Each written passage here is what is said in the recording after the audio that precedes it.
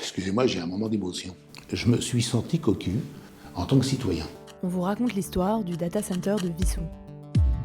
Wissous est une commune de 7500 habitants, située en région parisienne. Au milieu des installations sportives, des habitations et de l'accueil collectif des mineurs, le maire a autorisé en douce l'installation d'un projet industriel qui dérange. Un data center dont le principal utilisateur est Amazon.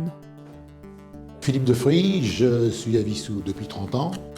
Nous avons appris l'existence de ce projet soigneusement camouflé par les autorités grâce à un lanceur d'alerte. Et je profite de cette interview pour le remercier. À l'époque, il y avait un projet d'accepter l'installation d'un data center, ce qui en soi n'est pas un drame, mais ce qui devient un drame quand ce data center est à ras des habitations, avec non-récupération de la chaleur fatale, le bruit. À partir du moment où cette chaleur ne sera pas dégagée dans de l'eau, elle sera dégagée dans de l'air, et donc ça veut dire des énormes ventilateurs pour expulser cette chaleur, et ça génère des bruits qui sont extrêmement désagréables pour les habitants. Une fois par mois, ce type de centre doit vérifier le bon fonctionnement de ces générateurs. Or, ils ont été installés sans aucun filtre, directement dans l'atmosphère. C'est un ensemble qui apporte beaucoup de nuisances sans aucune contrepartie positive, pas d'impôts supplémentaires, très peu d'emplois, eux-mêmes parlent d'une cinquantaine d'emplois. Et ensuite, d'un point de vue démocratique, eux-mêmes n'en a pas parlé, donc on a utilisé le moyen qu'on avait sous la main, les réseaux sociaux.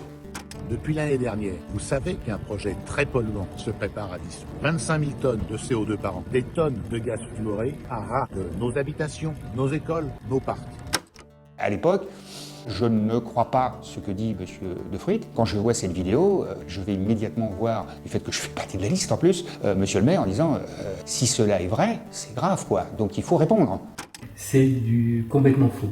Donc on ne peut rien cacher à la population, bien évidemment. Non. J'en suis pas fier aujourd'hui parce qu'effectivement, j'aurais dû aller creuser un peu.